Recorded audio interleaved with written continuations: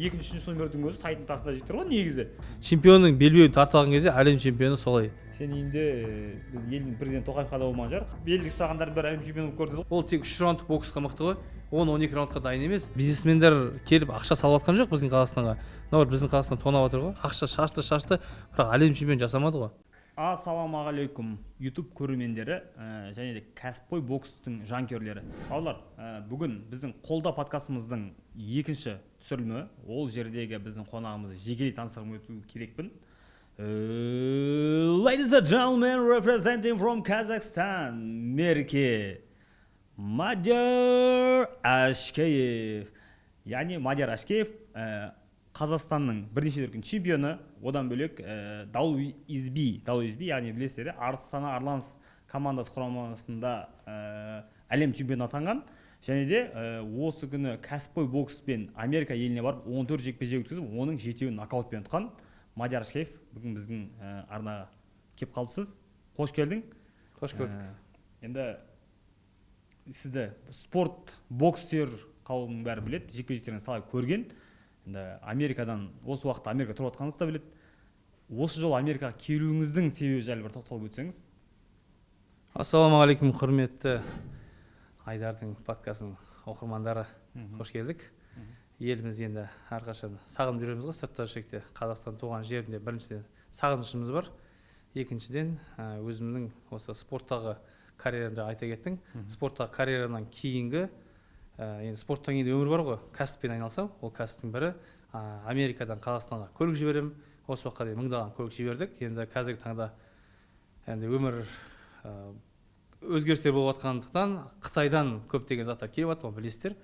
Соң қазір енді Қытайдан мәшіне және де басқа да көптеген заттарды Қытайдан Қазақстанға тасымалдау соң компаниясымен бірлесе отырып, сол компаниямен жұмыс істеуге жөн көріп келдім. Түсінікті. Енді Алла істеріңізге береке берсін.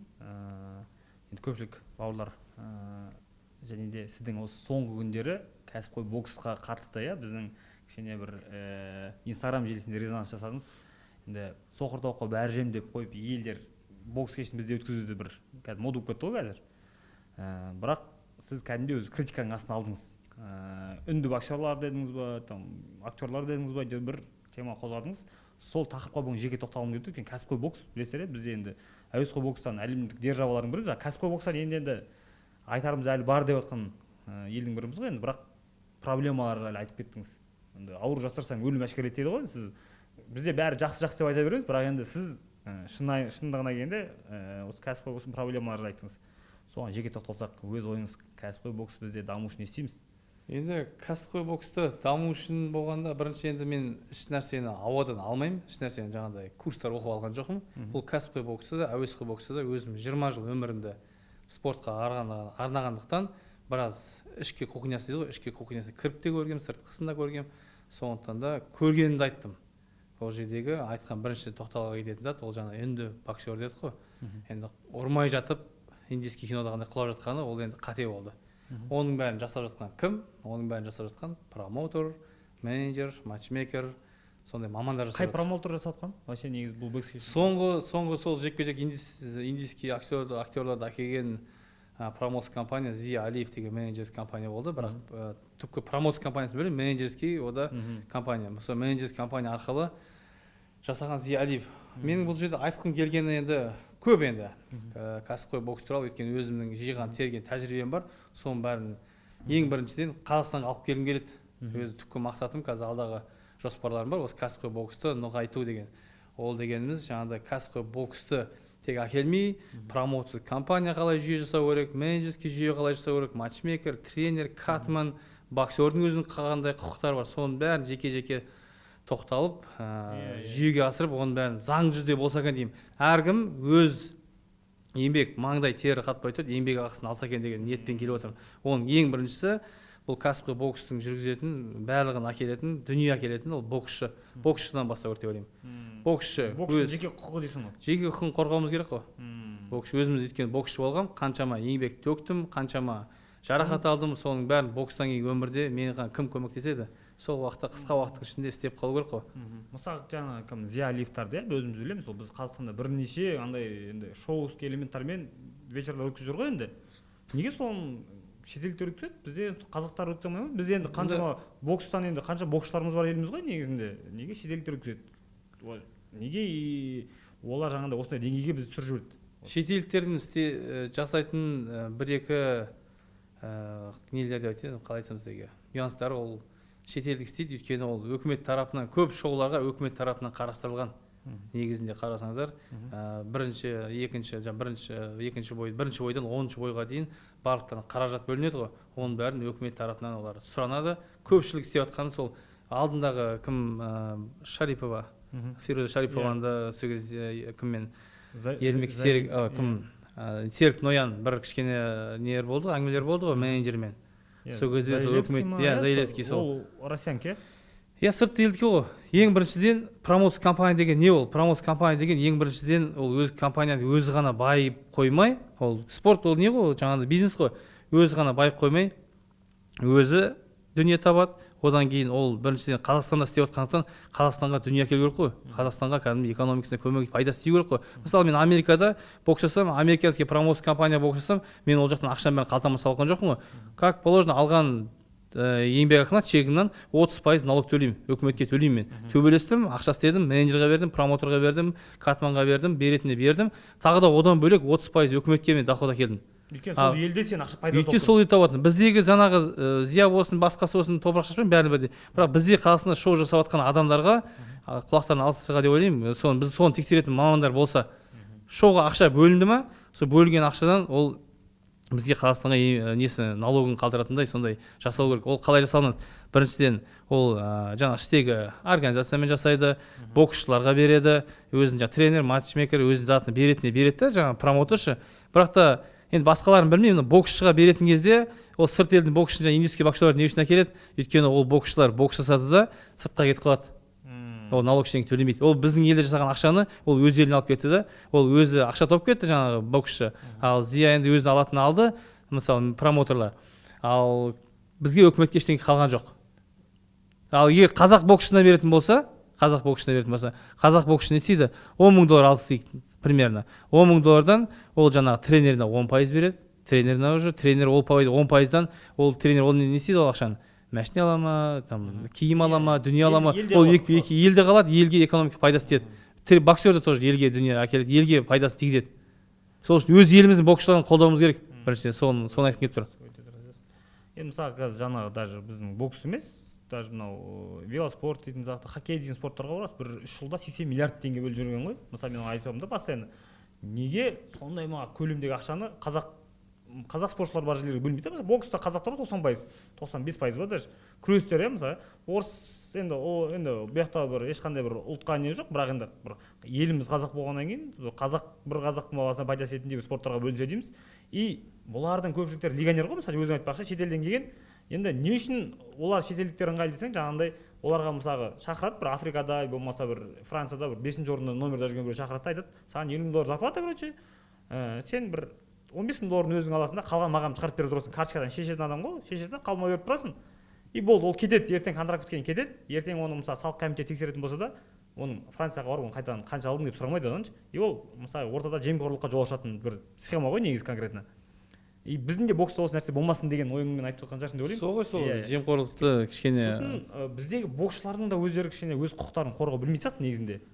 Керек емес жерлерге қол қойып тастады, керек емес жерлерге мысалға білмеймін, кейбір кезде рекламаға кіріп кетеді мысалға ше. Ол жағынан не дейсің? Енді рекламаға кіргенде енді рекламаға жұмыс жасау керек қой. Қазіргі таңда мысалы кеше ғана Инстаграмда шулап жатты ғой, Мұхит Амантаев пен мотиватор екеуі. Мұхит енді Мұхиттың да екі жақтың да енді сөйлеп жатқандары орын деп ойлаймын, өйткені Мұхит бұрын кездерін қозғады, енді қатты өздерінің жеке құқықтарына кіріп кетпесе болды, жаңағыдай қол салысып көшеде бір-бірімен ұрысып төбелесіп кетсе болды. Рингта спортивный интерес па, спортивный интереспен шешсе екен деймін. Мұхиттың айтқаны да бар, жаңағыдай маған машинемді жаңағыдай бір соңғы модельді Мерседес кілтін қойсын деді ғой. Ол өз еңбекақысын, өз еңбегін бағалап тұр. Артық емес, өз еңбегін бағалап тұр. Өйткені маған да ұсыныс келді, өз жағымды айта кетейін.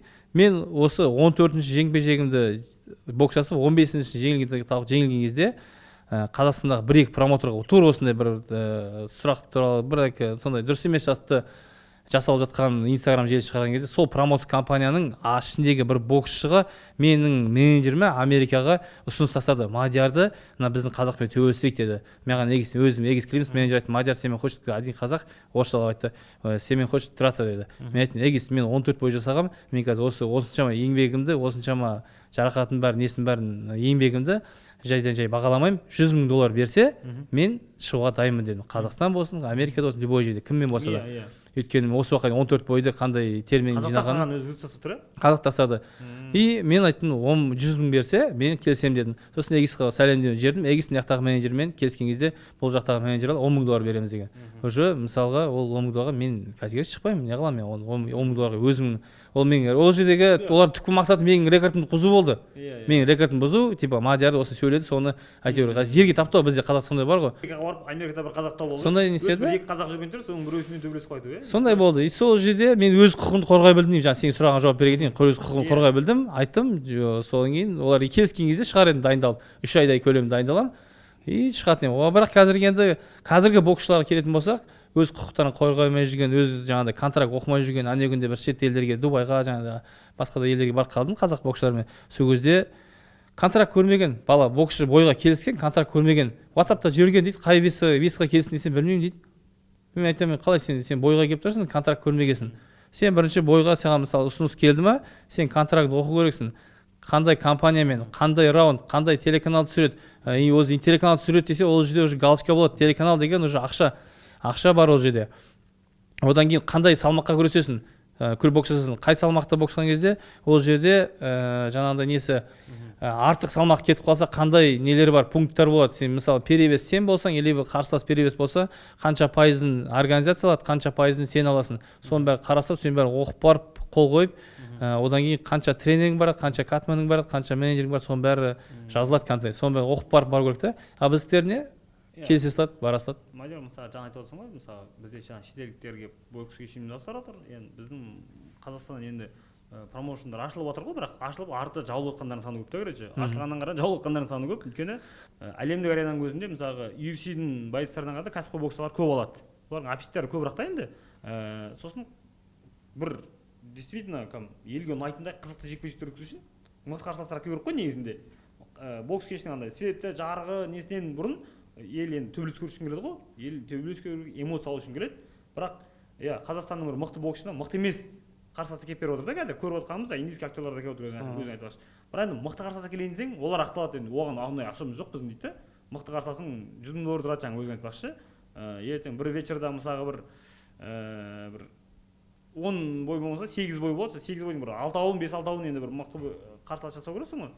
Ол проблеманы қайтып шешеміз сонда. Олар айтады, ақша қаяқтан аламыз ондайға. Енді жоқтан көріп жоғары біз істеп жатырмық дейді. Адам жасап отыр, мысалы Америка жасап жатыр. Жасалды ғой. Бізге неге жасамасқа? Оны жасауға болады. Жүйені дұрыс қою керек. Әр жаңалық қалған промоутерларда жүйе жоқ қой, нақты жүйе жоқ. Олар бір күндік, мысалы ертең осы Алматы аренада шоу жасасам, өкіметтен мынанша ақша бөлінсе, оны алып қалсам, и мынаяқтан спонсорларын алып қалсам, әйтеуір ақша жинап алсам, ақшаны қалтаға бассам деген әңгіме ғой. Болды, оларда түпкі не жоқ, алдыңғы жоспарлық. Спонсорларды ақшаны бөлдіріп, короче, экономия етіп ғой, Енді экономия еткенін көріп жатырық қой өзімізде. Өзімде бір шоуда бокс жасқам Қазақстанда. Сол кездегі счетқа түскен ақшаның бәрін білемін есімде. Қанат Ислам болған өткізген вечер бокстар. Қанат Ислам ағамыз боксқан шоу кезінде бір түсінбеушілік болған. Оның бәрін өзім әйтеуір оны жасырмаймын еш жерде. Өйткені неге жасырмаймын? Өйткені қазақ боксшылар жем болмаса дейін болды соған. Өйткені еңбегін бағана айта кеттім ғой, маңдай тең қатпай тұрып еңбек ақысын беру керек. Боксшы болсын, жұмысшы болсын, әйтеуір әр саланың өз маманы тиесілі беру керек. Мадияр, енді бұл енді олардың істеп отқандары бізде істеледі, яғни шетелдік мамандардың бізге келіп елімізде промоутерская компания деп, менеджер деп былай орысша сөйлеп кетеді. Бізге шетелдіктердің бәрі де керемет болып көрініп тұрады ғой. Бірақ негізінде олардың оқыған кітабын біз қазақтар жазғанбыз ғой. Біреу төбелестіру біздің енді қолдан келеді. Яғни саясат жағынан да, дипломатия жағынан да бізде, мысалы сен өзің Америкада жүрсің, не бір әлемнің бірінші менеджері Егис Климспен өзің жұмыс істедің, жаңағы Усиктің да бәріне промоутерлермен жеке таныстың ғой, шын айтқанда. Неге соны өзіміз істей алатын мүмкіндік бар ма, или бізде тек қана Америкаға бару керек болу үшін? Жоқ, Америка барудың қажеті жоқ. Мысалы үйдегі кешегі жасалып жатқан шоуды да бәрін жүйемен дұрыстап жоспармен жасаса қай боксшыны қандай деңгейге дейін апара аламыз. Одан кейін артта өсіп жатқан бір боксшыға шектеліп қалмау керек. Артта өсіп жатқан жастарға да жаңағы сборный Қазақстанға кірген 1-ші, 2-ші, 4-ші нөмірден кейінгі де 6-ші, 10-ші нөмірге дейін мықты боксшылар қалып кетіп жатыр. Сондай боксшыларды іріктеп алып, солармен Қазақстан ішінде ғана мықтыларды анықтап әлемдік деңгейге шығаруға мүмкіндік бар. Өйткені қараңыз, бірінші ол мысал Канелоның алдыңғы бір 20-30 бойларын білесіздер ма? Ешкім білмейді кіммен шыққандарын. Ол іштегі Мексикада біздің кездегенде кешегінде арена жинап, халық жинап, өтірік андай артына оркестрмен, иттермен, немен шығарып, жаңағыдай өлеңмен шығарып, шоғы бір аха сондай аттармен шығарып қажет емес оның бәрі. Оның бәрі ысырап, былай айтқанда. Ол жай яғни өйткені үй шықсын жарайды. Егер ол кәдімгі әлемдік белбеуге шығып жатса, үлкен бір қарсыласпен шығып жатса, артына бір осындай рух беретіндей деп айтатындай. Ар жақтан индус актер келіп тұрған боксшыға зачем өйтіп? Не қыласың ой шығып деймін да? Кім жындығып тұрсын, иә? Сондай ғой, содан кейін бокстың қадірі кетеді қазір. Бокстың қадірі содан құлап жатыр. Біздің елдің артықшылығы әйтеуір құдай қаласа бізде 20 миллион халықтың бәрі эксперт қой бокста. Әйтеуір былай соғырдауға бәрі жеймін деп бәрі жаңағыдай пихать ете алмайсың, иә? Бізде бәрі көрініп қалды кеше, құдайға шүкір, қазір елдің көзі ашық қой. Конкретно бір сен алдында теманы бастадың, елдің бәрі қолдап кетті. Өйткені халыққа ұнамайды өйткені. Осы уақытқа дейін шоуды мен айтпаймын, бүйтіп мықты бір қарсылас болды деп, кәдімгі конкурентный бір боксшы әлі шыққан жоқ деп ойлаймын Қазақстанда. Өйткені әлемдік белбеуге жай шоулар болған шығар енді, былай қарсыластар мықты жекпе-жектер болып жатты арасында. Ол бәріне бір топырақ шашпаймын. Бірақ әлемдік белбеуге төбелескен үйде бір боксшы әлі көрген жоқпын мен бүйтіп. Осы бізде главный осы промоушн ашу үшін ең бірінші ресурс ол бірінші боксшы болу керек. Құдайға шүкір бізде размермен небір салмақта боксшылар бар. Бір салмақтың өзі жаңа өзің айтпақшы. Бірінші нөмірді Олимпиадаға кете берсін, мирға кетсін. Екінші, үшінші нөмірдің өзі сайдың тасында жетер ғой негізі. Профиға сәл икемде жіберетін болсаң, енді ең главный ресурс бізде бар да. Шетелдіктердің де арман ол. Мысалы Қытайда өзі шығарайынса, Қытайдың өзі боксшылары жоқ, нормально ше. Там Японияның өзінде де жан жақта қарап жүреді. Ал бізде құдайға шүкір қазақ боксшылары толып жатыр, әр салмақта бар, конкурент любойны бой береді. Бірақ оларға промоушн жоқ, нормально атын әлемге шығаруға мүмкіндік жоқ, төбелестіретін әлемдік арена жоқ. Енді боксшылар бар, боксшыны біз таңдай аламыз, екеуміз таңдай аламыз, құдайға шүкір. Бірақ ары қарай енді бір спонсор керек шығар, бізге қолдау керек па? Әрине, біріншіден оның бәрі қаражатқа келіп тірейді. Өйткені өзім неге осы уақытқа дейін промоторлық немесе менеджерлік жұмыс кішкене қиындау. Промоутер жұмыс, өйткені екі боксерді мықты екі боксерді чемпиондық аренаға шығарған, екеуі де өзінің боксер болып қалуы мүмкін. Өйткені екеуіне бірдей көңіл бөлу керек, екеуіне бірдей қаражат бөлу керек. А менеджер тек бір боксермен ғана кетеді, сол боксердің чемпион қылудың амалын табады. Екі боксер бірдей болып қалған жағдайда бір боксерді басқа жаққа жібереді. Менеджердің жұмысы бөлек, промоутердің жұмысы бөлек. Оны Америкадағы немен тәсілмен айтып жатырмын, өйткені Мұхаммед Али кезінде оларды тонаған ғой боксшылар, өйтіп менеджер мен промоутер екеуі бірге болып алып, боксерді тонаған. Мынаға мысалы анаққа қарай 200 жобамен $200 келістік, боксерға $50 берейік, ар жағында $100 екеуміз бөлісіп аламыз дегенде. Қалған телеканал мынандай жұмыстан іздепші. Сондай моменттер болған кезде Мұхаммед Алилердің өзінің адвокаттарын жалдап барып, менеджер өз жұмысын атқару керек, промоутер өз жұмысын атқару керек. Промоутер өзі шоуды организовать етеді, ар жақпен бір жақпен келіседі, өз қаражатын бойға дейін, телеканалға дейін өз қаражатын алады, болып кетті. Ол өзі, ол біздегі мысалға іштегі жасалған шоуға үкіметтен шамамен ақша бөлінеді, $1 миллион бөлінтейік. Сол $1 миллион 10 боксерға бөледі. Бірінші мен 10-шы боксерға дейін әртүрлі салмақтар, әртүрлі деңгейіне қарай бағаланады. Сол бағаланған ақшаны мысалға $1 миллион бір $300,000 алса да, $700,000 бірақ боксшыларға расходтау керек. Негізі промоутер сол кезде расходтаған кезде ғана қызық, кәдімгі халық сүйсінетіндей, чемпионға апаратындай шоу болады. А бізде керісінше қазіргі промоутер организацияның бәрі басында ақшаны өздері жеп, кішкене ғана шоумен әшейін жай қарсыластар әкеп, промоутер компания өнбей жатқан сол. А ол жерден уже менеджер боксер мысалы $100,000 контракт келсе, миллионнан бір мысалы главный бой $100,000 келістік. $100,000 20%-ын менеджерға береді.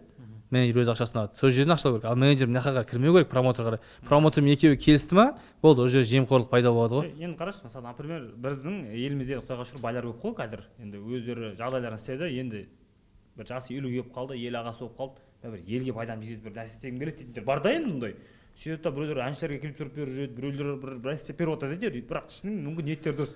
Сол ниеттегі жігіт бізді көріп отқан болуы мүмкін да. Жігіттер бокс білесіңдер, Америкада связьдарын жетеді. Давай бұның елге біздің мысалы кәсіпқой боксты дамытсақ, елге оның беретін пайдасы қандай конкретно? Соны айтшы.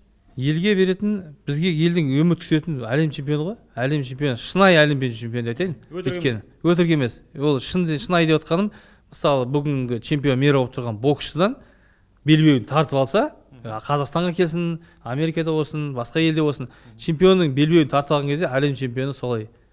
Өзім солай білемін. Әлем чемпиондары санап өтуге болады, бәрі. Ең бірінші болған Василий Жиров. Бізде виза андай белгі ұстағандардың бәрі әлем чемпионы болып көрді ғой.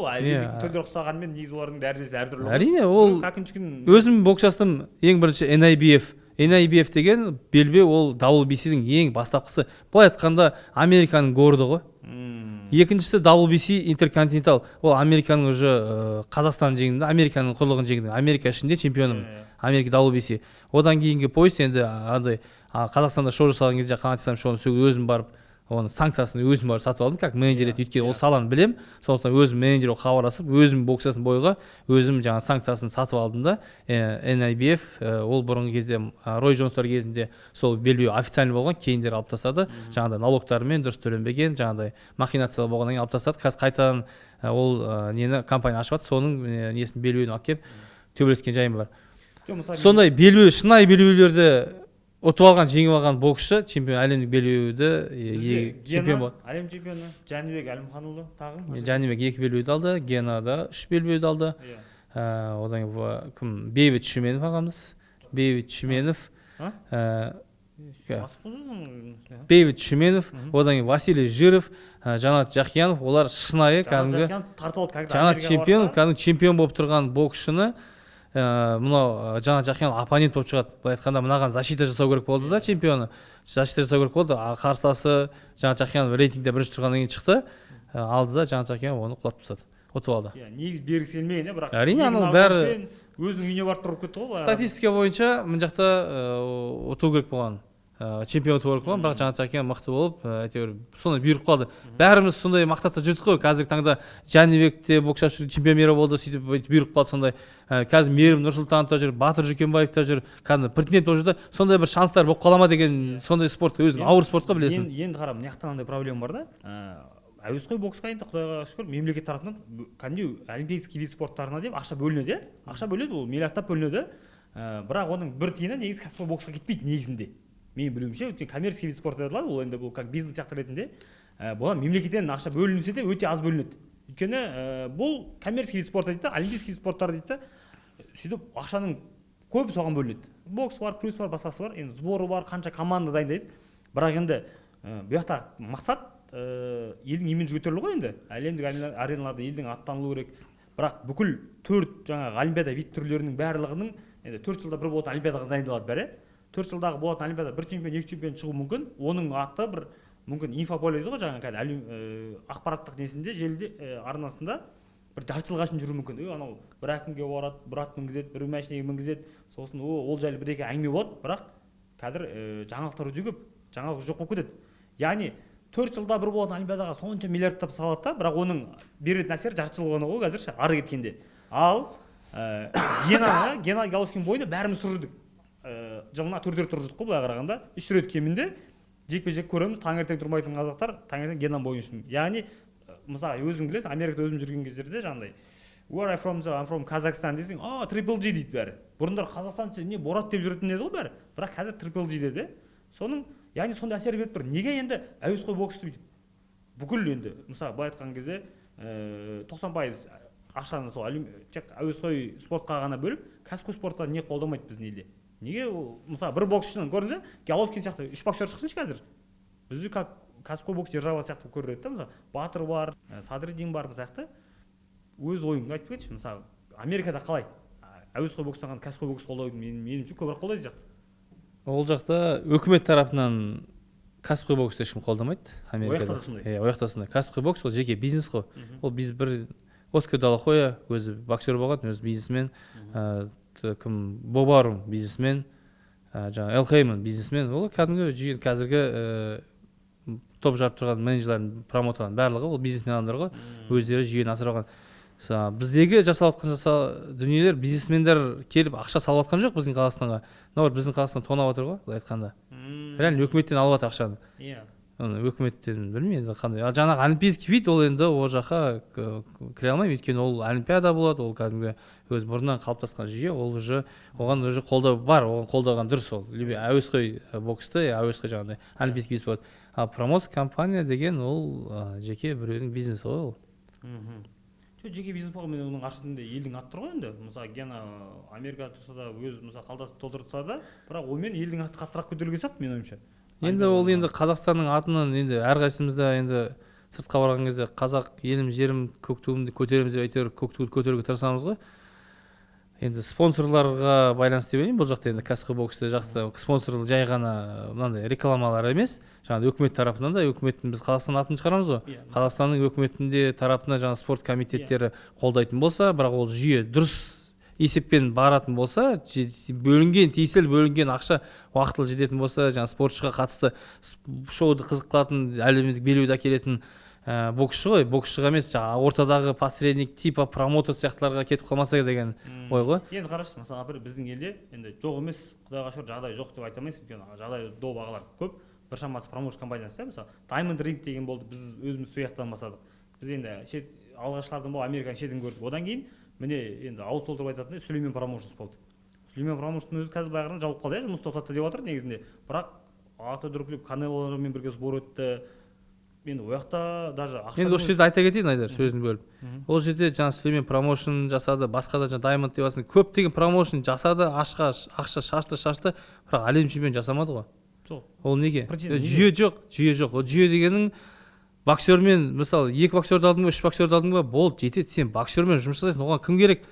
Америкаға баратын болсаң, тренер керек, спарринг партнер болды. А ол бізде қалай жасап кетті? Промоутер компания аштық деді дағы бір боксер, 2 боксер, қасында бірақ 1040 қазақ жүрді ғой. 1040 қазақтың бәрін өкімет жаңағы спонсор аға енді ода не бар ойында? Мен әлем чемпион шығарайын. Маған жаңа Қазақстандағындай система бойынша анау керек, мынау керек, көмекші керек, там қасына жүретін адам керек, аузына су беріп жүретін керек деп. Зачем? Оның бәрі қажет не? Оның қазіргі әшейін рейтингі бойда жаңа Канело айта кеттім ғой, 40 бойын, 20 бойын ешкім білмейді ғой, кім боксқа. Мына керек емес адамның бәрін қатысудың қажеті жоқ о жаққа қарай. Олар жай әшейін көке жеке ағаға жақындау деген сияқты әңгіме. 2 боксер ма?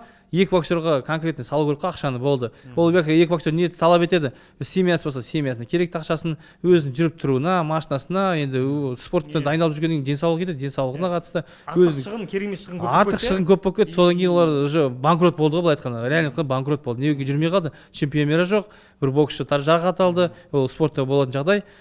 Сол үшін оған ешқандай ештеңе айта алмаймыз. Но бірақ жаңағыдай шығын көп болып кетті. Ауаға кетіп қалды ақшаның бәрі. Сол үшін жүйе болған жоқ. Мысалы мен Эгис Климас туралы айта кетейін, бір өзім қалай Эгистің чемпион болған 2 боксшылар қалай қазіргі таңда ең Эгис Климас деген әлемдік ең мықты менеджерлердің статуэткасын алды. Өз қазіргі таңда мықты боксшылары бар әлемге шейін, мысалы Усик, Ломаченко, чемпион болған Гвоздик болды. Сосын Жәнібек Әлімханұлы біздің қазақ боксшысы. Ол жақта жаңа мейірім болды, өзіміз болды біраз боксшы. Қазір тағы да украин жас боксшыларды алып жатыр. Бұрындары өзіміз барғанда да барлығын құшақ жайып алатын. Өйткені ол жаңадан бастап жүрген кезі болды. Қалай бастады ол кісі? Бірінші боксері Евгений Градович деген болды, чемпион мира тоже.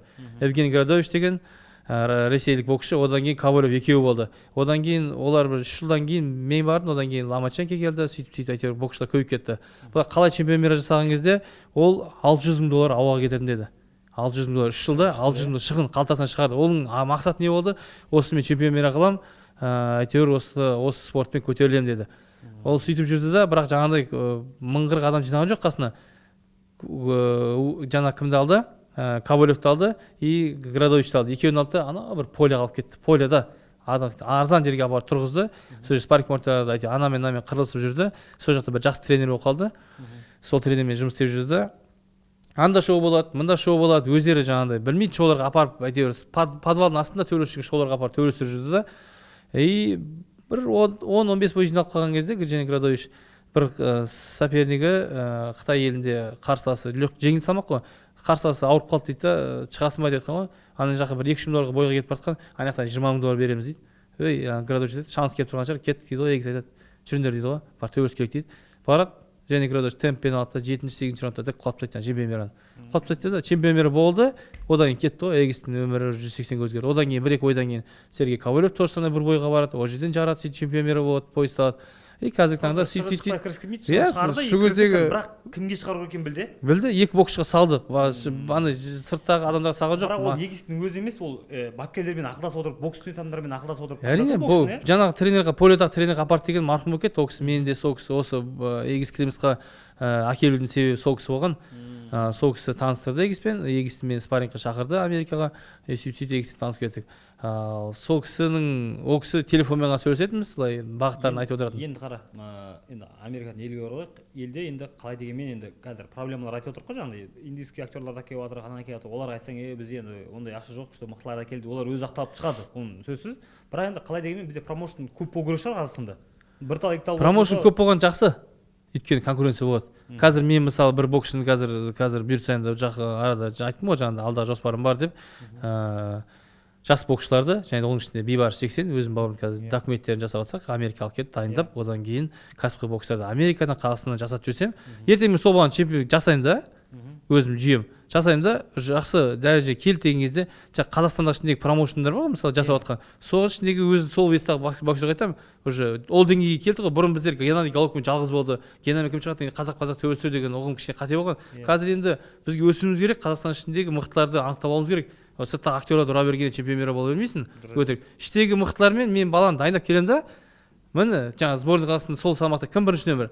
Егер осы деңгейге көтерілген кезде біз организация промоутер компанияға немесе сборная Қазақстанға міне баланы шығарайық, кім мықты анықталсын, кім мықты жеңіске жеңсін, ары қарай уже жол ашылады да, сөйтіп чемпиондар жасайсың, оны ауадан ештеңе әкелудің қажеті жоқ, индийский киноларды әкеліп, актерларды.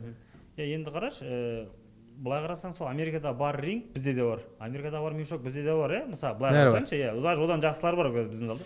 Бірақ Америкадағы бапкерлер бізде жоқ. Негізі Америкада білесің, көп научно қарайлар, витаминына қарайды, жататын жерге қарайды.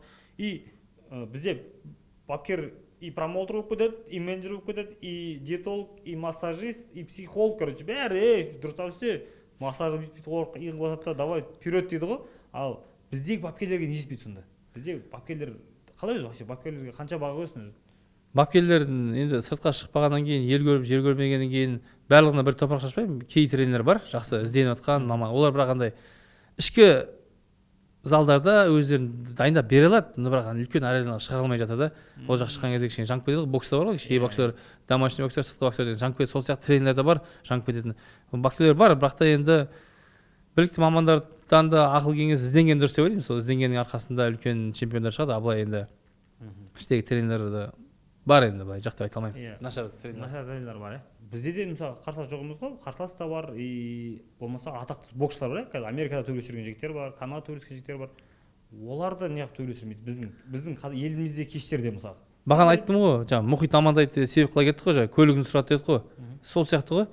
Маған да қазір ұсынған кезде мен де өзім айттым, өзім $100,000 айттым сол кезде. Қазіргі таңда да мысалы іштегі жасап жатқан организация, промоутер, енді олардың түпкі мақсаты әлем чемпионы шығару шығар. Қуанамын, егер әлем чемпионы қазақ боксшысын әлемдік деңгейге апарса, қуанамыз ғой. Жаңа Данияр Елеусіновпен жасап жатыр, Изия Алиев.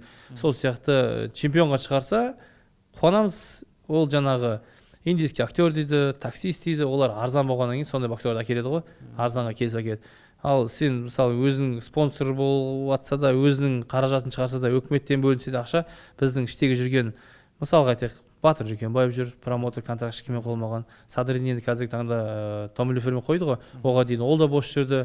Одан да бөлек мықты боксшылар. Кеше ғана Абылайхан Құсайынов кеше ғана. Садринді мысалы қанша Садрин болды, Қазақстан төбелеспейді Садриннен.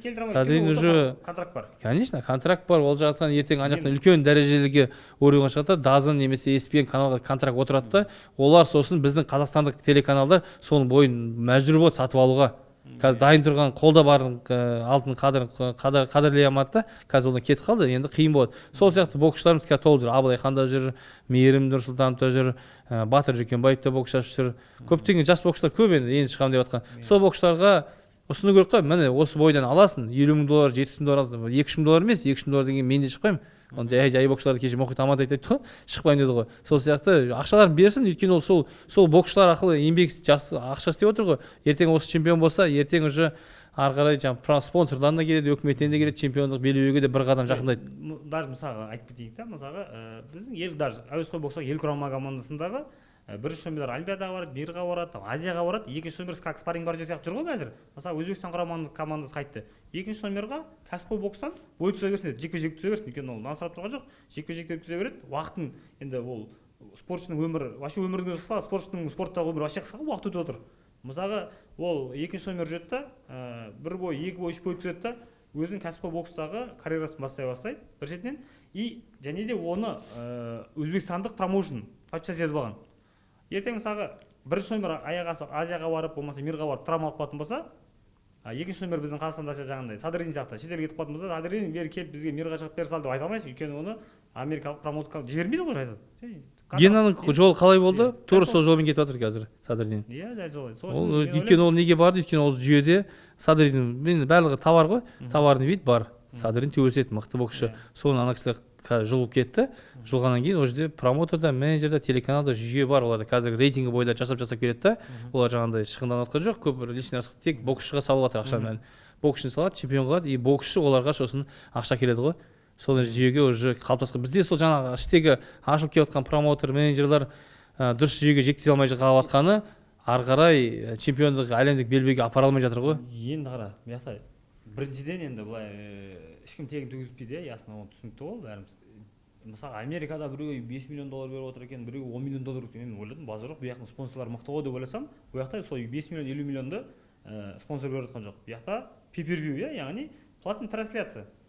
Көргің келе ма Генаның бойын, кешіп қоярсың, $100 жібересің, Каспий сияқты счетқа, сосын арғай көресің.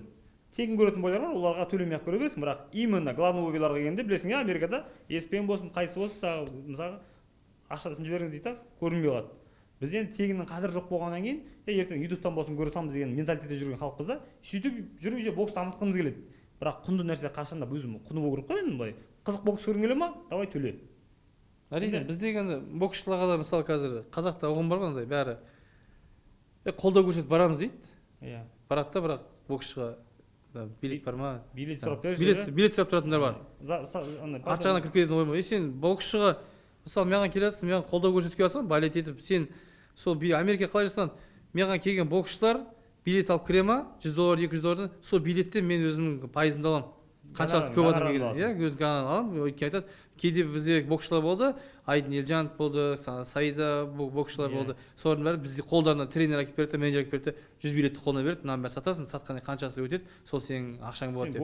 Сен бокс өзің билет сата алатындай жағдайың. Иә, сол үшін бізге де мысалы ертең бұйырт жаңағыдай платформа деп жатыр, жаңағыдай басқа телеканал болсын, боксшылардың мықтылығын бағалау керек деп ойлаймын. Қазақ жанкүйерлеріне айтарым.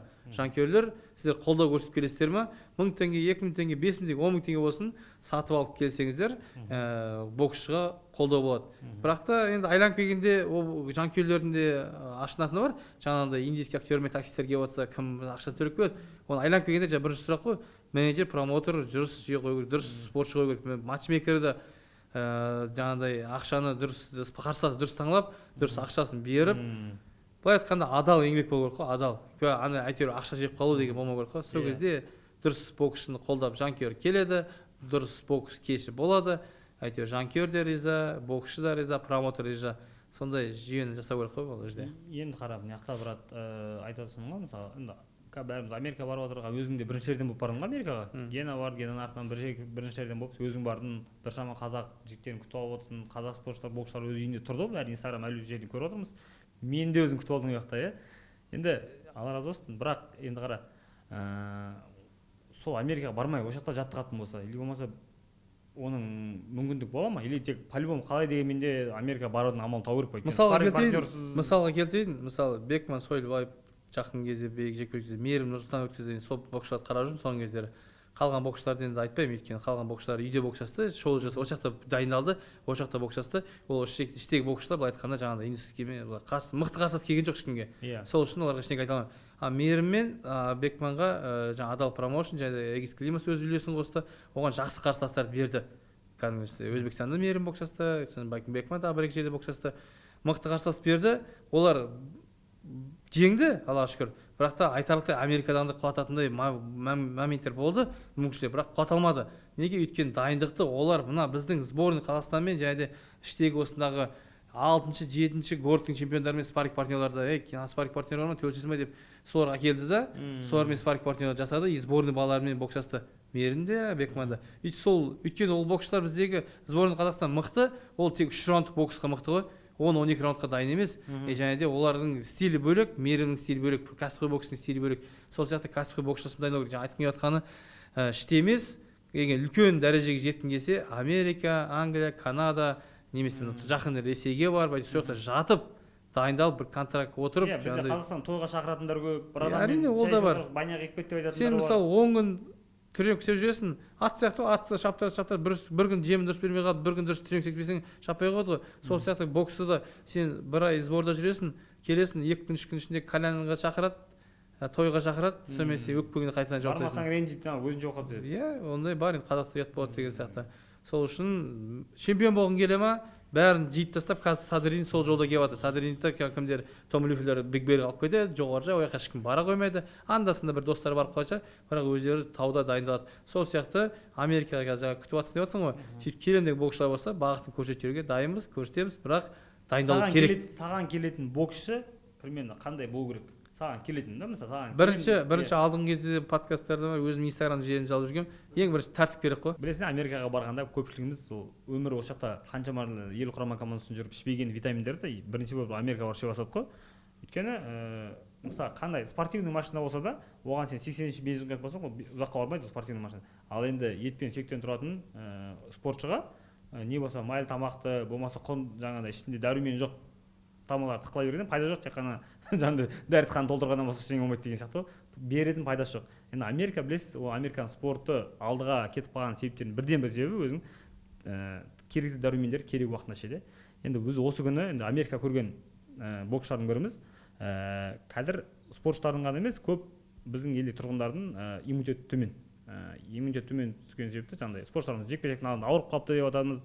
Болмаса біреудің баласы көрпесінің бір жағы аяғы ашылып қалса соған ауырып қалып жігіттер көп та қазір. Сол үшін мен ойлаймын, енді қазір енді ковид болды, ковидтан кейін тағы да бір қайдан бір вспышкалар шықты деп жатыр. Олардың бәрінен енді бүйтіп қорқанға қос көрейін деп қорқа жүрудің қажеті жоқ.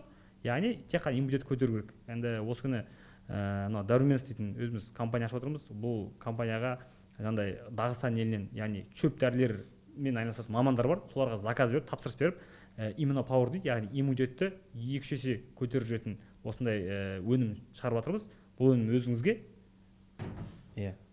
Рахмет, Алла разы болсын. Жаңа айтып кеттің ғой, жаңағыдай сырт елде спортшы мықты болу үшін осындай заттарды жеу керек. Ол жаңағы бізде бәрі ойлайды ғой, жай ет тамақ жесең, қымыз ішсең, ет жесең болады, чемпион болады деп. Жоқ, оның осындай заттар шетелде қолданады. Оның бәрі жаңағы былай айтқанда допинг деп алдында бір кісі айтты, допинг емес, осындай табиғи заттар жеу керек қой, табиғи. Біз Америкада құры сен бүйтіп сырттан Америкада жаттыққаныңмен де жаңағыдай дұрыс тамақтанбасаң, ол денсаулық немес қой, машина емес қой, ол жүгіре беретін. Денсаулық өзінің несін ақауын береді, сондықтан дұрыс тамақтану керек. Дұрыс демалу керек, дұрыс тамақтану керек. Қазақ өзі вообще құлайған қонақшыл халықпыз ғой. Құдайға шүкір, енді қанымыз ауыр ғой, қонақ десе бәріміз ішке асып жерге қонақ қойып кетеміз. Енді бірақ Америкада мен өзім тұрып көргенмін, білем. Америкада қонақ күту деген действительно қиын, бірақ сенің үйіңде қонақ үзілмейді. Мен білуімше енді сен үйінде біз елдің президенті Тоқаевқа да болмаған шығар. Қалған Инстаграм желісінен көретін қайбір атағы бар, депутаты бар, одан бөлек жаңағыдай спортшысы бар, кім бар, мысалы. Барлықтар сенің дастарханда отырып, жаңағыдай бір жауым шайыңды ауыз тиген. Енді сен енді былай қарағанда неофициально Қазақстанның посол ретінде консульство сияқты жұмыс істеп жатсың ғой былай қарағанда. Мүмкін олар ресми түрде солай шығар, бірақ жұмысты өзің атқарып жатсың. Яғни қазақтың Америкадан қазақы ес шығарып жатқан өзің ең сол мен өзім біріншіден өзіміздің өз арқымызға рахмет айтқым келеді. Өзім де барған кезде енді аяғымыз жерге тигізбейтін сен артық болмас еді. Қаншама спортшыларға өзі білгенді үйретіп жатсың, астына көлік салып беріп жатсың, білмейтін жаңадан келіп жаңағындай жұмыс таппай жүрген жұмыс тауып беріп жатсың. Енді бұл жерде бұл енді Америкада өзі қарабасын күнін көру оңай емес екенін көп біле бермейді елдер. Қалай, қиын емес па? Қиын емес ешқандай да. Ол енді өзімнің қазақи тәрбие деп ойлаймын, әке-шешемнің берген, үлкен ата-бабаларымыздың, ағаларымыздың сол алған, сол кісілер жалпы салып берген жолды, сол берген тәрбиені өзім ұғынып, осы арттан келіп жатқан жастарға немесе өз қатарым болсын, қонақ болсын бәріне көмектесіп жатқан себебім ол сол әйтеуір арттан өсіп келіп жатқан ұрпаққа үлгі болғым келеді. Әйтеуір біреуге зиян тиіп кетпесе, әйтеуір пайданы тигізсем деген ұғымды ұстанам. Сол бағытта істеп жатқан зат, оның бәрі ешқандай біреуден қайыр күтпейміз әйтеуір. Әр бала жаңа келген қонақтың өз несібесімен келе береді, сол сияқты ол еш қиын емес маған. Енді жаңа айтып едім, Тоқаев қана келмейді деп, мүмкін Тоқаев келіп қалса да күтіп алатын сияқтысың. Әрине күтеміз, есік әр қазаққа есік ашық қой. Жаңа жұмыс бабымен келіп жатса да, спорт саласында келіп жатса да, хабарласатын боксшы болсын, басқа да жан болсын, әйтеуір барынша қолдау көрсетуге дайынмын. Енді біздің мына қолдау подкасты негізінде мақсаты енді әрқайсымыз бір қолдады ғой, кім болсын. Біреу кемінде әке-шешеміз қолдады, кемінде бауырларымыз қолдады. Сол сияқты мысалы өзіңде спорттық карьераңды сен бірден Америка ұшып кеткен жоқсың, мысалы оған дейін елде қаншама қиыншылықтар көрдің, оны білемін, әуесқой бокста жүргенде ешкімнің спонсоры жоқ. Ол шын айтқанда ана мына ақша керек болып қалады, дәметіп қалады. Сол кезде бір қол ұшын берген адамдардың жақсылығын айтып нұр тасысын дейді ғой.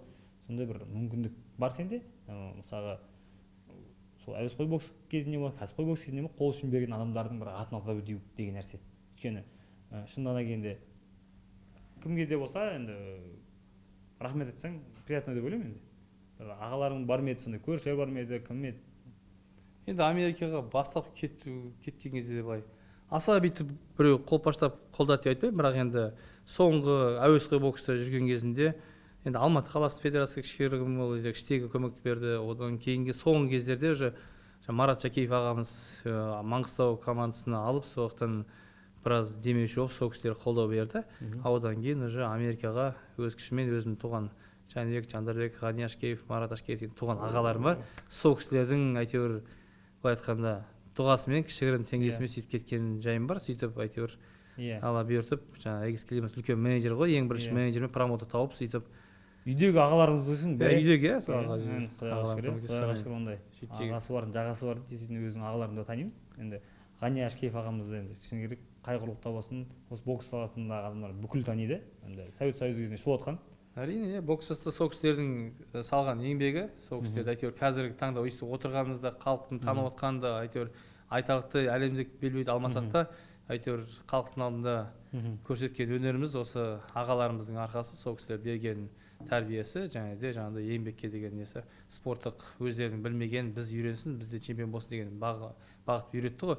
Соны көрсеттік, сөйтіп чемпион болдық. Ол кісілерге мың алғыс. Әйтеуір қазіргі таңда енді осы алған тәрбиемізді ағаларымыздан арттағы жас ұрпаққа берсе деген ниет қой өзімізде. Сол барлықтарымыз Америкаға барып бір промоутердан менеджердан барып жатыр ғой, бірақ енді барған кезде де кейбір кезде мысалы Данияр Елеусіновтің өзі Америкаға барып тұрып Әзербайжан ұлтының Зия Алиевпен подписал менеджер.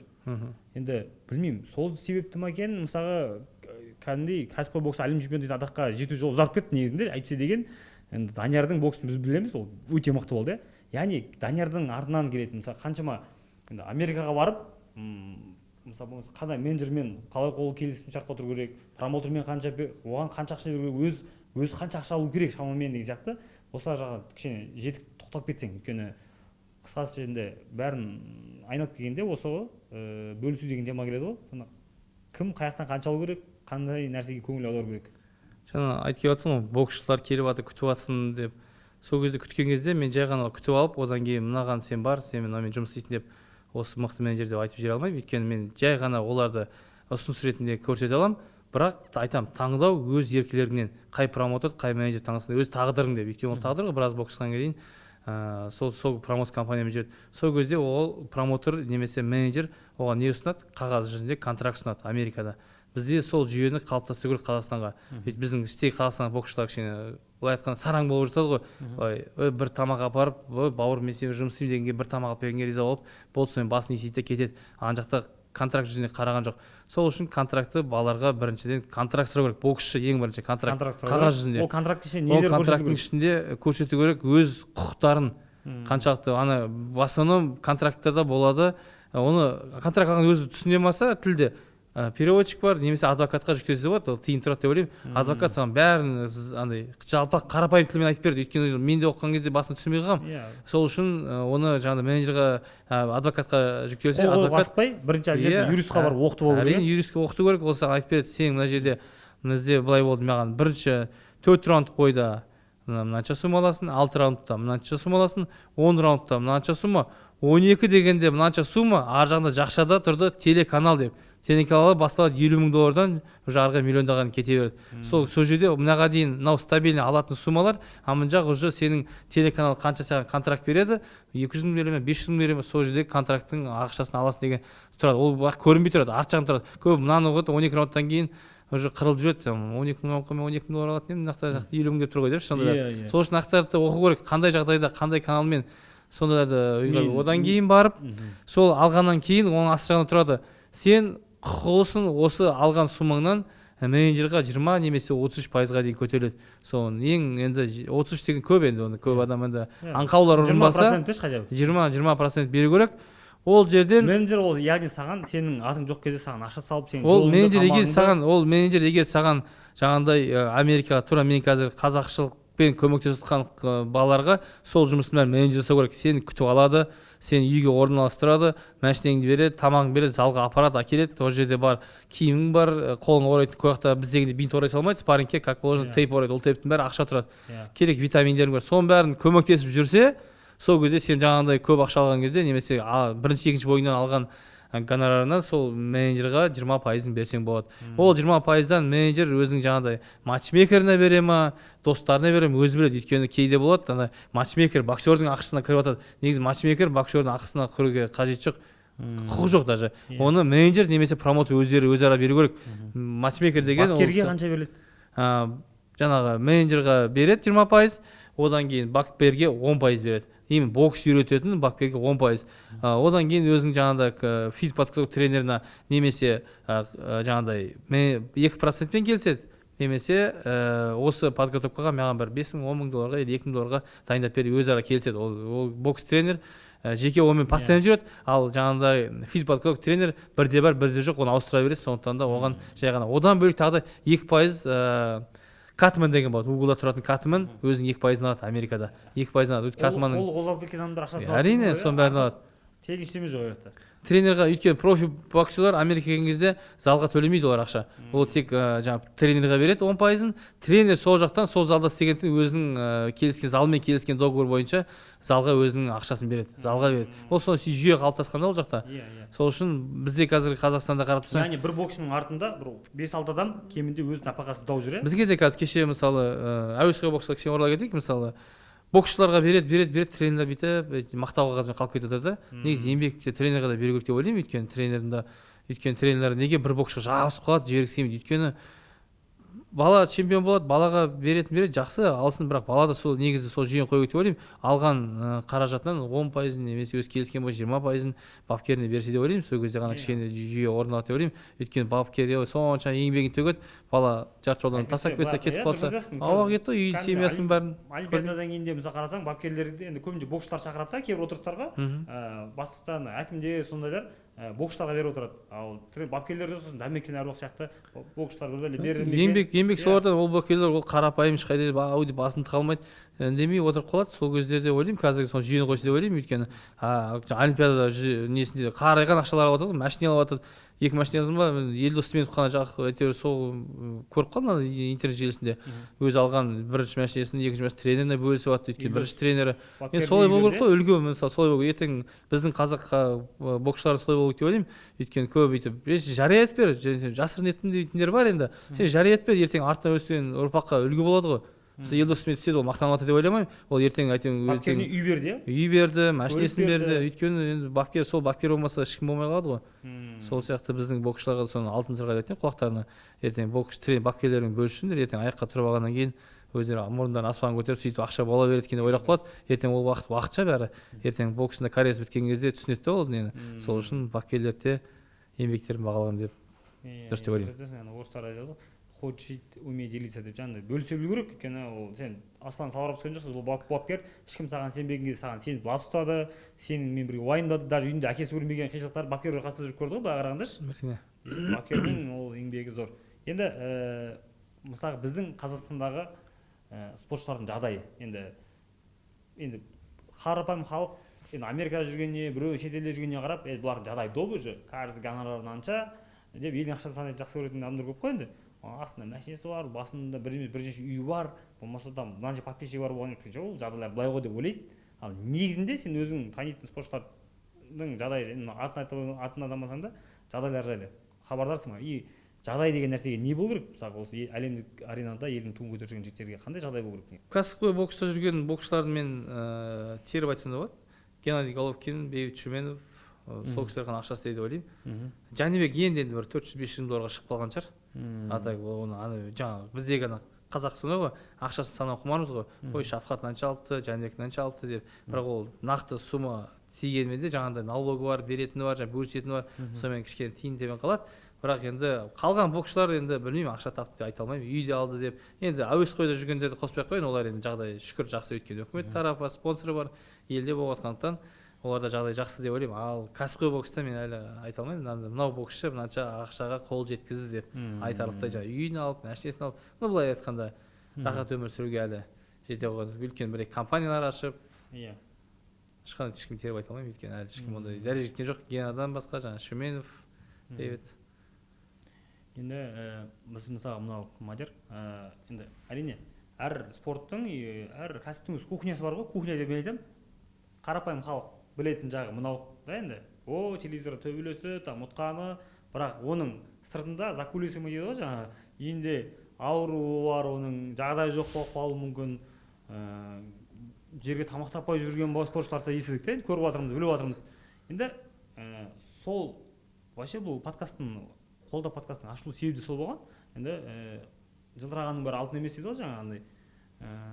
Спортшылардың жылдырап жүрген өмірінің ар шетінде не бар екенін көрсетуге айтқымыз келген. Яғни кейбіреудің басында үй жоқ әлі, біреудің көлігі жоқ, біреу шыны керек жерге не дұрысты, витамин, дұрыс тамақтана алмайды. Өйткені енді ол спорт білесің ғой, кәдімгі сені керек кезінде ел құрама командасында жүрген сен пайдаланып, сен олимпиада чемпионы болып кетсең әңгіме жоқ, ешкімнің саған көмегі керек емес та. Ал бірақ ол картежный игра ғой.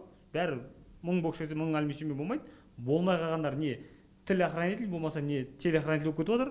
Ол болмағандары лапсап тренер болып жүр, тренер болып жүр.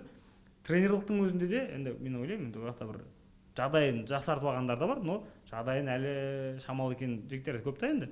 Енді біз осы қолда подкаст ашқалы бері алғашқылардан бастап қолдап бізге бір өз тарапынан қолдау көрсетеміз жатқан компаниялардың бірнеше шықты. Соның біреусі Атомұра деген елімізде кәдімгідей тұрғын үй салу компания шығып отыр.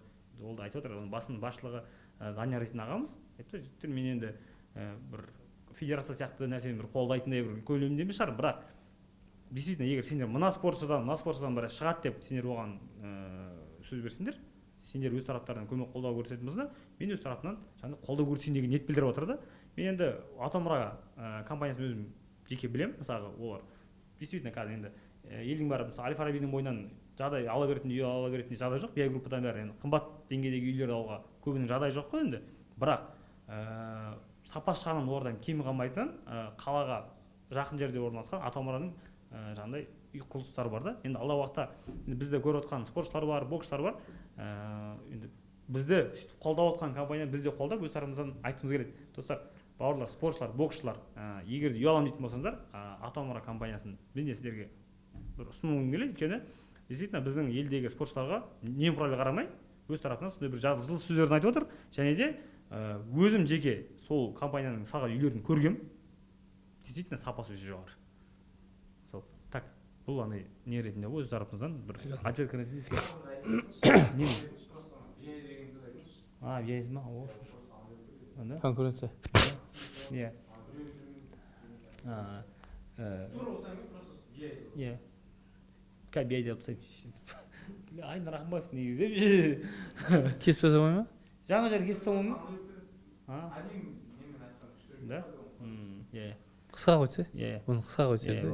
Осы күн енді көпшіліктері қаланың ортасынан бір керемет үй алатындай жағдай жоқ қой қаланың ортасынан. Бірақ көпшілік халыққа қол жетімді салып отқан компаниялардың бірі қазір Атомұра компаниясы да. Ол яғни осы сапа жағынан ешкімнен кем емес, ал баға жағынан бәріне қол жетімді. Егер осы бізді подкаст қарап отқан спортшылар болатын болса, үй аламын деп жүрген бауырлар болатын болса, өз тарапымыздан шын жүректен кеңес беретін компаниялардың бірі. Өйткені оның басшысы да қазақ ел үшін жанашыр болып спортшыларын қолдайын деген ниет білдіріп отыр. Біз де өз тарапымыздан барып сол үйді көрдік, жағдайын көрдік.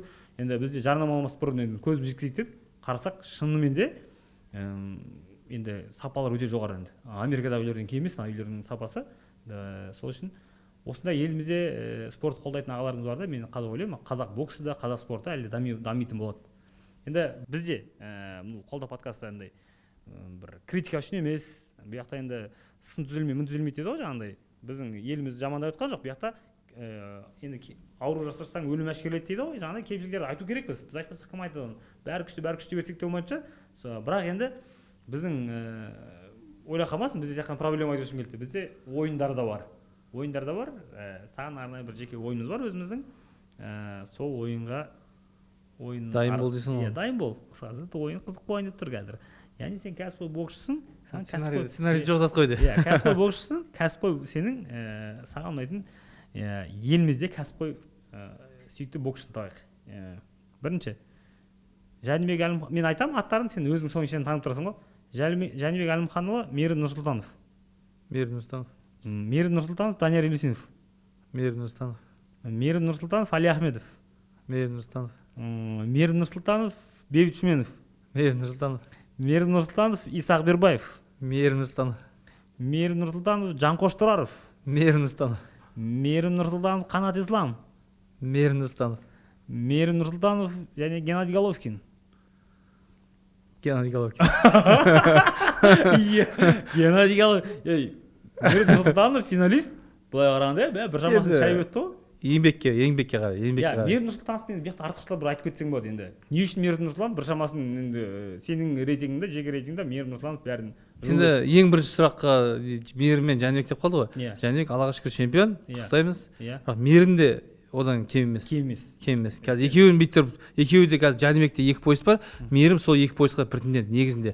Екеуін де қазір шығарып жүрсе де Қазақстанда шоу жасап, мысалы үлкен организация, қазір шоу жасап отқан организациялар, екеуі де қазір Қазақстан төбе жетіп, екеуі де мықты болып тұр ғой. Өйткені таласады, анау қазір Мейірім біреуге ұтылып, оны айкым Жәнібек оны бар Мейірім тартып алып бүйтіп шоу жасап жүргеннен гөрі, қазіргі таңда екі организацияға, қазақстандық организация, екеуіне дұрыс ақша беретін болса, екі организация мысалы Дубайда өткізсін, жаңағыдай шейхтарды қосу арқылы үлкен шоу жасайтын болса, екі қазақ боксшы мексиканецтер қырылып чемпион болып отыр мысалы да. Сол екі қазақ чемпион болса, мен негізі ойлаймын, ол нормальный нәрсе. Қазақ пен қазақ төбелесіп, біз үлкен чемпион, ой, екі қазақ бір-бірімен төбелесіп деген проблема болады. Спорт қой. Мысалы әуесқой бокста ел чемпионатында бүкіл бір қазақ пен қазақ төбелеседі. Бір жақсы екі қазақ төбелессе, бір қазақ жеңеді ғой әйтеуір. Орыс жеңіп қалады, басқа ұлтта жеңіп қалады. Қазақ пойыз Қазақстанға қалады. Сен басқа бір кетіп қалғаннан гөрі қазір. Көбейткіштердің орны ауысқанмен көбейтін өзгермейді деген сәйкес болады. Біз қазақ ұтылмайды, иә. Бұл жерде ең басты қазақ ұтады. Өте күшті екен, иә. Екеуі шықса, екеуі мықты. Негізі еліміздегі үлкен андай кәсіпқой бокс саласына кіреміз деген олигарх ағаларымыз бар, қаншама ағаларымыз бар, қазақ боксына пайдам тигізген. Жәнібек пен Нұрсұлтановтың жекпе-жек өткізуге болады. Егер енді бұл жақта біреу ұтылды деген нәрсе емес, бұл жақта өйткені өзіне сай гонорарын алатын болса, ол қатты ұтылғанға тырыспайды негізінде. Сосын сондай мүмкіндіктер бар. Енді әлемдік бокс бойынша дәл осы сұрақтар. Әлемдік бокстағы сен үшін сүйікті боксшыны табайық. Сүйікті боксшылардың еңбектеріне қандай бағалаймын? Еңбегіне, жеткен жетістігіне, мүмкін стиліне ма өзің қарайсың енді, иә. Бірінші принц Насим Хамед, білесің ба? Насим Хамед білесің ғой? Билеп жүретін боксшы. Иә. Екінші Джордж Форман. Джордж Форман Мұхаммед Алимен төбелескен. Джордж Форман мен Рокки Марчано. Рокки Марчано танисың ба өзің? Кішкене. Бұл общение ұстамасың, иә? Ол бірақ қайтыс өткен ғой, жарайды. Так, Джордж Форман, Мэнни Пакьяо. Мэнни Пакьяо заманауи түсейік кішкене. Мэнни Пакьяоға келдің, иә? 5. Менің одноклубникім ғой ол, если что, имею в виду. Мэнни Пакьяо, Джо Фрейзер. Опа, шалдарға кеттің ғой сен что-то. Джо Фрейзер, Майк Тайсон. Опа, Майк Тайсон суырып шықты алдыға. Майк Тайсон және Оскар де ла Хоя. Опа. Майк Тайсон, Рой Джонс младший. Опа. Рой Джонс және Флойд Мейвезер. Флойд Мейвезерға нагонда шапты қазір. Флойд Мейвезер және Мұхаммед Али. Мұхаммед Али. Иә, ол Мұхаммед Алиден бастап. Мейвезер деге таңдап кеттім, өйткені бокстан кейін өмірін жақсартқан боксшылардың бірі. Бокстан кейін өз-өзін промоутерін сатып алып, өз-өзін сол спорттық жаңағыдай бәсекелермен өзін мықты деңгейге шығарып алады. Құр төбелесу емес, баспен баспен, баспен. Именно спортшыларды залдың ішінде төрешілер бар, екі ана Дэвид Хеннимен танк төбелестіріп алып екеуі іште залдың ішінде ақша сөйлеп жүрген бала ғой. Сөйтіп кей жерде де екеуі ана спонсор достар келіп қалды ғой. Мынау достар ақшамен тақ бір атқызып кім деп залдың ішінде ақша шоу жасап жүретін адамның бірі. Ол жаңағы біздегі ертең шоуда Қазақстанда неге шоу жасамайсыңдар, неге шоуды қалай істейсіңдер деп жатқан сұраққа не жауап қой. Өйткені біздің елде де кішкентай залда үлкен өзіміздің қазақстандық мықты боксшылардың бірін-бірімен төбелестіріп алып төбелескілер. Олар бізді қинап жатқан жоқ қой, өздері сол спортта жүр ғой. Қазір осыны Ильяс деген бапкер бар, Махмуд Сабырхан мен Төрехан Сабырханның бапкері, өз алдында кішкентай пояс жасап қойған, өз алдындағы жасөспірім боксшылар бір-бірімен бокс жасап жатыр да. Енді кейбіреулер оған қарсы шығып отыр екен, жастарды неғып төбелестіресіңдер. Солай өседі. Онсыз да төбелесіп жатқан. Ол негізі дұрыс, залдың ішінде Инстаграммен ақ бір 1000 шақты адам қарайтын болса, соның арасынан келесіде сол 1000 шақты адамға айту керек. Осындай екі жас боксшылардың кім жеңгенін көргілерің келсе, Инстаграм желісінде подписаться етіп жаңағыдай 5 теңгеден болса жіберіңдер. 100 теңгеден болса да жіберсіңдер. Сол екі боксшыға еңбек ақысын береміз деп айтып, өз қалтасынан емес, ана екі боксшыға еңбек ақысын береміз деп. Міне, бауырлар, негізі жаңа көп әңгіме айттық қой бағана бокс дамытудың жүйелері, бірақ негізінде қалай дегенмен ол бокстың дамуы ешкім тегін төбелескісі келмейді. Мен де болсам, әркім төбелескісі келмейді. Яғни ақша төлегенін қарайды. Ақшаны қайдан аламыз? Спонсор бір береді, екі береді, сосын айтады, бауырым, мен өзіме балам өсіп келе жатыр, соның жағдайын істеймін, сендер өздерің төбелесе беріңдер деп айтады да. Сол үшін қызықты жекпе-жектер көру үшін pay-per-view дейді Америкада, ақша төлеу. Яғни ол дұрыс нәрсе. Енді мен айтып тұрған 20-30 мың теңге емес, 1000 теңге, 500 теңге, 200 теңге төлейтін болсаң да жаңағы боксшының қолдау ретінде және де елімізде спорттың дамуына. Жиналған қаражат бір сомасын бірінші ұтылғанына, екіншісін екеуіне де, одан кейін жаңағы қалғанын өзіне алады. Қазір өзім мен білем, Америкада сен құр жүрмей, қазір құр қонақ күтіп жүрген жоқсың, біз елден барған спортшыларды күтіп, одан бөлек менеджерлік оқуды оқып жатырсың. Өйткені өзің осы бокста 20 жыл жүрсең де, енді Америкада білесің, қағаз керек, менеджер болу үшін де менеджерлік қағазын алдың. Енді ары қарай жоспар қалай, сол менеджер болып жұмыс істейсің ба, жоқ елге келіп елдегі промоушн ашамыз ба, или не істейміз? Ол енді елге келіп ол жақтан істеу деген ұғымды өзімде былай не істемеймін. Сыртта жүрсем де, іште жүрсем де, әйтеуір екі жақта жүрсем де қазақ боксшыларына және Қазақстанға өз елімізге әйтеуір пайдамды тигізгім келеді. Сол сияқты сыртта жүрсем де ол жақта жаңағы мамандықты оқып алып, одан өйткені оқыған себебім өзім жаңағыдай қай жерде жаңағыдай боксшылардың контракттарын оқып білуім керек болады, өзім жауапкершілікті мойныма алатын кездер болады. Сол кездерді толық білу үшін істеп жатқан іс. Қазіргі таңда шоуларды жасауға қатты бүйтіп асығып жатқан жоқпын, тек өйткені боксшыны алып, оны дайындап, жаңа эксклимасының жолымен көрдім ғой қалай жүрген. Сол сияқты боксшыларды либо осы өзіміздің Қазақстаннан, егер боксшы дайынмын, отбасымнан алшақтай аламын, сізбен бірге кетемін десе, онда Америкада оңай емес. Ол жақта бүйтіп 5-жарым күнде жайыла бермейді. Ол жақта еңбек етесің, тек еңбек, тәртіптің арқасында чемпион болады. Соның бәрін талап етемін. Сол сияқты барғысы келетін дайын боксшылар болса, сол жаққа алып кетіп дайындап, осы іс-шараны жасап жатқан ойым. Береке берсін. Өте біздің қазақ қоғамына негізі қазір таптырмайтын мамандық, өйткені дұрыс менеджер бола білу, енді менеджерлік лицензиясы бар, және де Америкада тұрып енді кәсіпқой бокстың қазанын қайнап жатқан жер ғой, сондай жерде жүретін бір қазаққа бір қазақ боксына бір менеджер керек екенін білем. Және де ол сен болсаң, біз тек қана ойлаймын, қуана оған еліміздегі боксшыларды жібереміз деп ойлаймын. Өйткені қазір бізде жоқ десең амал жоқ қой. Бізде қаншама боксшылар бар, қаншама шынымен сол бокс қолдайтын ағаларымыз да бар. Мысалы, мен Бауыржан Оспанов ағамды айтқым келеді. Бауыржан ағамыздың өзі айтады, біздің Қазақстанда қанша мықты боксшы болғанмен мықты менеджер жоқ деп. Сол кезде проблеманы айтып кеткен еді ол кісі. Көріп тұр, ол шетелдегі менеджер ол саған как бір продукт қарайды, саған бір ақша ретінде қарайды, болды. Оны сен кейін спорттан кейін өмірің, ол саған ешкім қарамайды. Ал қазақ менеджер болса, мысалы, ол қалай дегенмен оның алды артын ойлайды. Енді өйткені ол оған бір зиян тигізбейді ойлайды да. Америкада не көп, менеджер көп негізінде. Промоторлар аздау еді, бірақ менеджер көп. Жаңағыдай жасаймыз, сөйтем деп басын алып алады, боксшының өмірін уақытын өткізіп, не андай емес, не мындай емес, өз жаңағыдай ісіне жауапты бола алмай, ешкімге кіргізе алмай, ол жақтан тоже бокста жаңағы біздің промоушндар не үшін чемпион жасай алмай қалды, өйткені ол жақта кәдімгідей қасқырлар көп қой, акулалар отыр, жаңағы Дон Кингтер әлі шейін спортта жүр. Жаңағы мысалы енді эксклимасымен өз күшімен көтерілген жаңағыдай бір боксшыда бізде мысалы өз тарапында айта кетейін, соңғы жекпе-жегінде қалай болды? Маған кәдімгідей контракт ұсынды, соңғы жекпе-жек 14-0, жаңа қарсыласында 14-0. Кім жеңген арға кетеді деді. Келістім, бірақ гонорар айтты, қанша? $50,000 болады деді. $50,000 деді. Ол сол жерден келістік, егіс қайттым, егіс мен дайынмын дедім, төбелестік. Сол жерден бокс жастық. Егістің адамгершілігін айтып жатқаным ғой. бокс астық, иә, ұтылып қалдым. Одан кейін жаңағы контрактым бойынша $20 алдым. Сен егіз айтты, негізі мен саған бір нәрсе беруім керек, осы уақытқа дейін маған көмектестің, жаңағыдай үйім бар, машинам бар, қаншама расходтадың деп жатырмын да. Ай сайын саған айлық төлеп Айлық төлеп тұрды. Иә. Айлықты маған промоутер төлеп отырды. Менеджер бастапқы кезде промоутерға сатқанға дейін мені өз тарапынан жаңағы егіз көмектесіп тұрды маған. Үйді 3-4 ай тұрдық, үй тегін, ол 3-4 ай деген ол кәдімгідей ақша, бұл $20-30 кетіп қалады. Одан бөлек жаңағы машинасын, тамағын бәрін бізге апталап беріп отырды. Содан кейін контракт алғаннан кейін барып маған уже промоутер ақша төлеп отырды. Ол менеджерға мен айттым, енді 6 жыл бокс жасадым ғой. Соңғы ойыннан кейін осы 50 мыңнан бір нәрсе берейін ба деп едім. Жоқ, Мадияр, біз басында келген кезде қол алыстық қой деді. Қол алыстық, сен чемпион мира болғанша немесе $100,000 жоғары тапқан кезде 20% маған бересің деген келісіміміз бар деді ғой. Солай болды деді. Сен қазір $50,000 алғаннан ол жерден ары кетсе саған қалатын бір $18-20 қалады, қалған налогымен тренерға беретінмен кетеді деді. Сөйтіп келіскеніміз бар менеджермен. Сол жағы адамгершілігін айтқым келіп жатыр, сондай жағдайлар болған. Енді қара, енді осы біздің подкастты қарап отқан бір қалталы жігіттер болуы мүмкін. Вообще елімізде тағы бір 2-3 трипл G Геннадий Головкин сияқты чемпиондар шығарғысы келетін бір нет спортшылар қандай спонсорлар шығатын болса, кәсіпқой боксшыны табу жағынан біз өзіміз тарапынан көмектесе аламыз деп тұрсың ғой, иә? Өзіміз елімізде көп қой, мысалы қаншама ел чемпионатында полуфиналға шыққан қаншама боксшылар бар.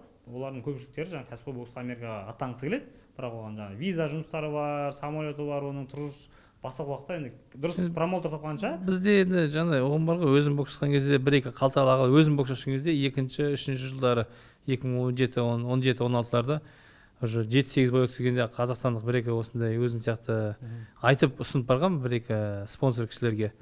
Біздікілерге мынандай ғой, бизнес ретінде қарап кетеді, $50,000 қазір берсем, бір 5-6 бойдан кейін сол $50,000 $150,000 бересің ба деген сияқты, іштен уже один кадам бересің ба, сөйтіп түсінеді бәрі. Сөйтіп айтқан кісілер де болды маған. Мен айтым, жоқ дедім, ондай возможность. Ол бокс, ертең күні травма қалуы мүмкін, жағдай болып қалуы мүмкін, сол үшін иә, ол шынайы жаңағыдай ғой, егіз климат сияқты шынайы жанкүйер болып, жаңа осы спортшы чемпион болып кетсе әйтеуір, онымен де келісім шартпен отырамыз ғой, жаңағы спонсормен де.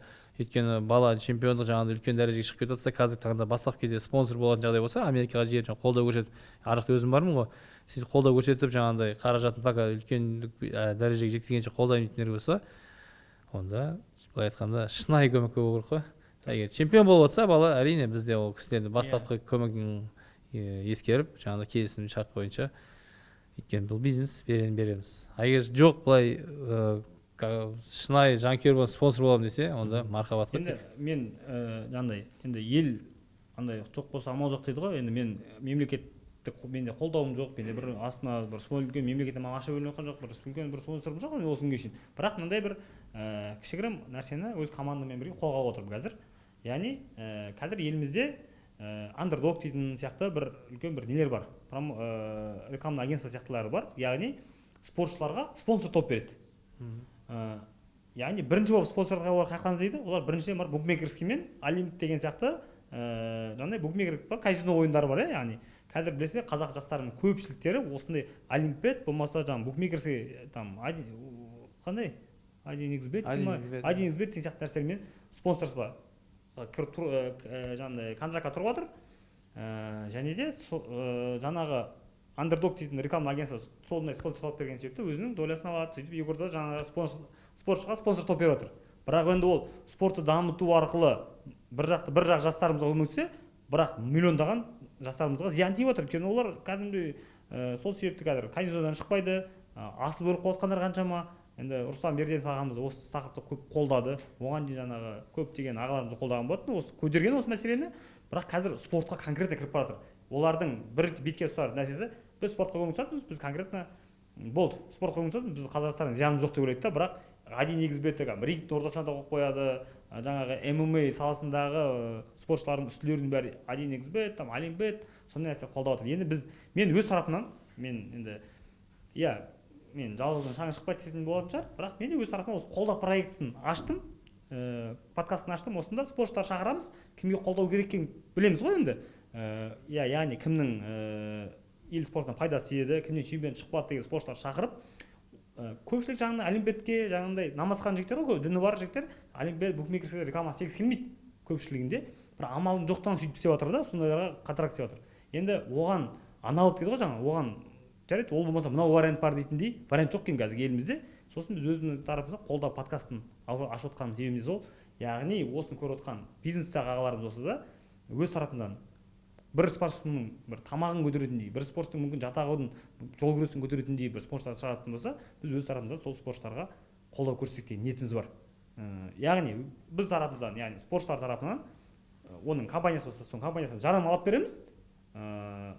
Сол тарапта ертең енді анау олимпиада чемпионы болған дейін көмектескіш қой, біз ағалар астынан машина мінгізіп жатады, ананы беріп жатады. Олимпиада чемпионы болған дейін оған уже қатты спонсор қатты керек емес негізінде. Оғанға дейін керек екенін біз түсініп тұрық қой. Өйткені бас ауырған түсінеді, өзімізде қаншама ас жырдық, қанша витамин ішіп көрмедік. Соны вообще бұл подкасттың енді вообще бастапқы ниеті сол. Енді жаңа букмекерға қатты шектеудің қажеті жоқ деп ойлаймын. Қазіргі таңда енді жаңадан басында осыдан біраз ашылған қазақстанский баз төбелесіп жатқан боксшылардың ММА бар, басқасы бар. Арттарында тұрады ғой жаңа Олимпиад, Xpet деген жаңа оған Xpet деймін, солардың енді ақшамен былай айтқанда демеушілік болғаннан кейін соларды реклама жасап, ол жаңа өзің айттың ғой. 10 боксшыға көмектескенімен ар жақтан жүздеген, миллиондаған қазаққа зиян тиіп жатыр ғой. Соны мысалы жаңа Руслан Берден ағаларымыз жоққа шығарып жатыр ғой. Соны біз әрқайсымыз қолдасақ, жаңағыдай қалталы азаматтар спортшыларға өздері ақ демеу болса, қазір мықты боксшылардың бәріне бокс шығам деген, боксшының өзін емес, жаңағыдай жүйені жасап жатқан адамдармен келісіп отырып, келісімшартпен дұрыс жасаса, жаңағыдай букмекер контораларға да шектеліп, соларға байланбай-ақ қажет жоқ. Ар кетсе бір 50-100 мың доллар берсе бір шоуға, 50-100 долларды бір былай айтқанда қалталы азамат көтерсе, сөйтіп көтеріп кетуге болады боксшыларда. Сол бауырларға жаңа айтып отқаным себебіміз, енді қазір біз кәсіпқой бокста емеспіз, біз құдайға шүкір кәсіпкерміз. Сен де кәсіпкерсің, бізде енді бірігіп жаңағыдай сол логистика деген компания ашып жатқанымызда енді жарылып кетейік, енді халық біліп отырсын. Қытаймен, яғни осы күні Мадияр осы күнге шейін Америкадан машиналар жіберген болса, біз енді осы күні үлкен бір Қытаймен қатысы бар сондай ертең үлкен спецтехникаларды да көліктерді де Қытайдан жеткізетін логистикалық компания аштық. Ашудағы мақсатымыздың бірі, яғни біз өзіміз жаңағыдай қолымыз жетеді, яғни аш-жаңға почтадан қалып отқан жоқпыз, бірақ содан бір пайдамыз тиіп жататын болса, жаңағыдай осы айтып отқан стиль көріп отқан промоутер компания бар, менеджер компанияларды ашып, бір-екі спортшыларды өзіміз спонсор ететін жағдайға жетсек деген ниетпен ашып отырдық та. Негізі ниетіміз сондай. Енді мен ойлаймын, біздің ғана ниет сондай емес, уже жағдайы өз-өзіне жетіп және өз-өзіне артылып елге көмектесемін деген бауырлар болса, біздің қолда подкастына тікелей хабарласса болады. Біз өз тарапымыздан жаңағы керекті боксшыларға сіздердің көмектерін жеткізіп беретін боламыз. Мадияр, енді өзің алдындай уақытыңды бөліп келген үлкен рахмет, алғыс айтамыз. Енді әр қазақ сені инстаграмнан көріп отырып, сенің Америкада әр қазақ қонағым жалғызым деп қонаққа шақырып отқаныңды көріп, үйіңде қонақ отқанын көріп, сені де қонаққа шақырғысы келіп отқандарын мына жақта очередьпен тұрған білемін. Кәдірдің өзі сол сияқтан біреусін күтіп алдық. Солардың арасынан бізге уақыт тауып келгеніңе үлкен рахмет, және де ол да біз үшін бір үлкен бір қолдау деп білемін. Қолдау подкастын қолдап келіп жатқан алғашқы сондай жанашырлардың бірісің. Сол үшін үлкен рахмет айтамын. Бауырлар, енді бізде өз тараптарыңыздан қолдау деген нәрсе тек қана ол ақшалай емес, мәселе бұл жақта шын жүрекпен қазақ боксын қолдау дейтін болсаңыздар, кемінде саусақтарыңызды көтеріп подписацияны басып, қолда YouTube каналына жазылып кетсеңіздер, өзіңіздердің жеке идеяларыңыз болса, жеке пікірлеріңіз болса, комментқа жазып кетсеңіздер, ол да қолдау деп білетін боламыз. Сол, аман болыңыздар. Көп рахмет. Жеңісті күндеріңіз көп болсын.